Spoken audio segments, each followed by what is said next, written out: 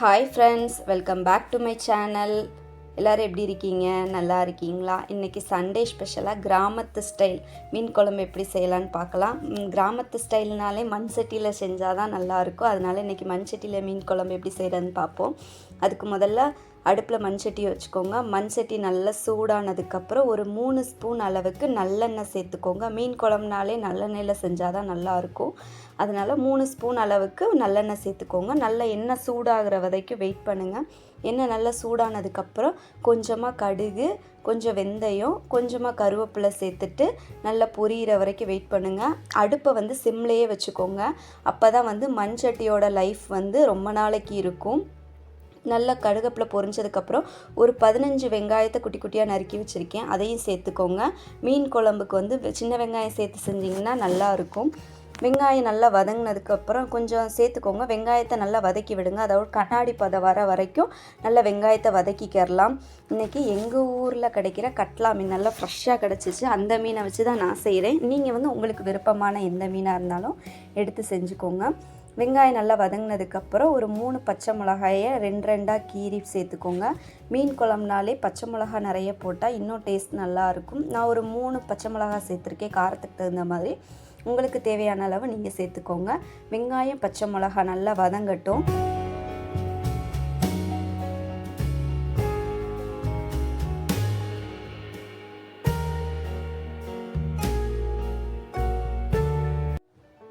வெங்காயம் பச்சை மிளகாய் இந்த அளவுக்கு வதங்கினதுக்கப்புறம் நான் ஒரு மீடியம் சைஸ் 3 தக்காளி எடுத்து மிக்சியில் நல்லா அரைச்சி வச்சுக்கிட்டு அதையும் சேர்த்துக்கலாம். அதையும் நல்லா கலந்து விட்டுருங்க. கொஞ்சமாக அந்த தக்காளி நல்லா பச்சை வாசனை எல்லாம் போய் எண்ணெய் பிரிஞ்சு வர வரைக்கும் வெயிட் பண்ணலாம். அதுக்குள்ளே நான் ஒரு லெமன் சைஸ் புளியை நல்லா கரைச்சி எடுத்து வச்சுக்கிட்டேன். அது வதங்குற வரைக்கும் வெயிட் பண்ணுவோம்.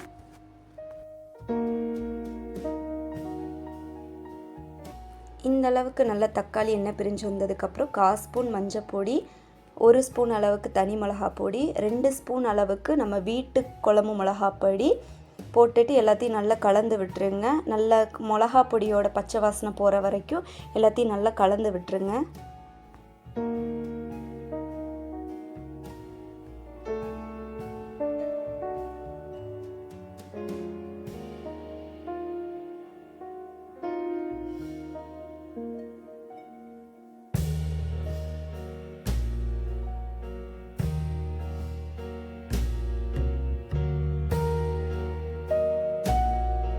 மசாலாவோட பச்சை வாசனைலாம் போனதுக்கப்புறம் ஒரு லெமன் சைஸ் அளவு புளியை கரைச்சி வச்சுருக்கேன், அதையும் சேர்த்துக்கலாம்.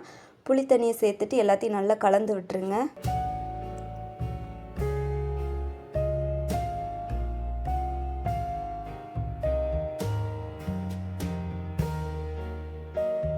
நல்லா ஒரு கைப்பிடி அளவுக்கு தேங்காயை நல்லா அரைச்சி சேர்த்துக்கோங்க.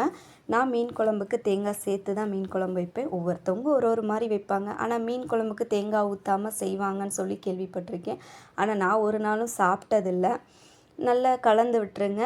தேங்காய், புளி கரைசல் எல்லாம் சேர்த்து நல்லா கலந்துட்டு உப்பும் சேர்த்துக்கோங்க.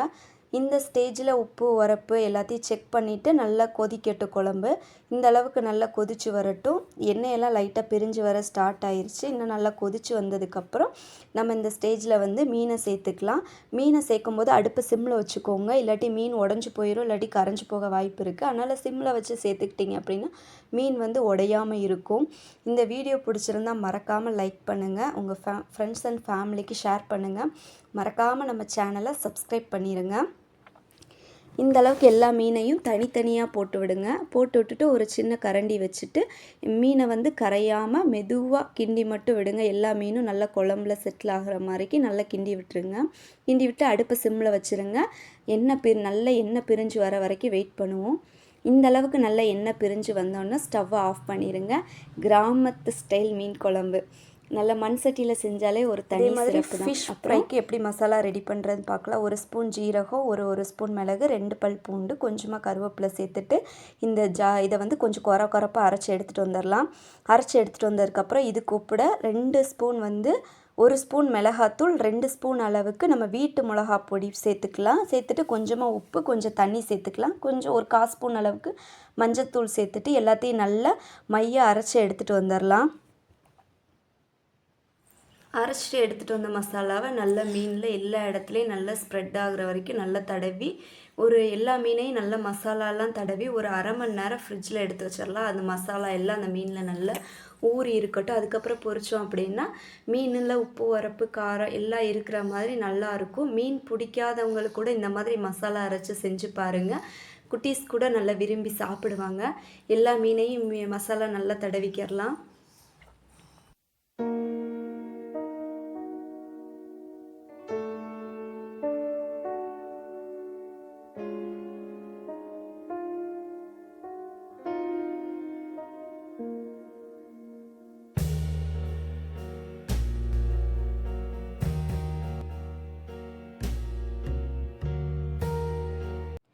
ஃபிஷ் ஃப்ரை பண்ணுறதுக்கு தேவையான அளவுக்கு எண்ணெயை சேர்த்துக்கலாம். நான் ஷாலோ ஃப்ரை பண்ண போகிறேன்.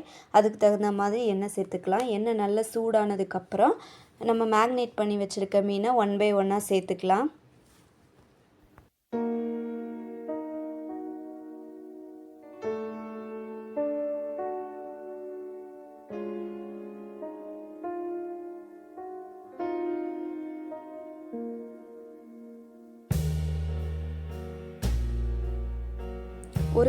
ஒரு பக்கம் நல்லா பொரிஞ்சதுக்கப்புறம் அப்படியே திருப்பி விட்டுக்கோங்க. இன்னொரு பக்கம் மீன் நல்லா ஃப்ரை ஆகட்டும். மீனை அப்படி கொஞ்சம் கொஞ்சமாக திருப்பி விட்டீங்க அப்படின்னா மீன் நல்லா ஃப்ரை ஆகிரும். அதாவது மசாலாலாம் ஒட்டாமல் நல்லா இந்த அளவுக்கு ஃப்ரை ஆனதுக்கப்புறம் எடுத்து தனியாக வச்சுருங்க. ஒரு தட்டில் சாப்பாடு, சுட சுட மீன் குழம்பு, ஃபிஷ் ஃப்ரை வச்சு இன்றைக்கி இந்த சண்டே எங்கள் வீட்டில் இப்படித்தான் போச்சு. உங்கள் வீட்டில் எப்படின்னு மறக்காமல் சொல்லுங்கள். இதோட இந்த வீடியோ முடியுது. பாய்.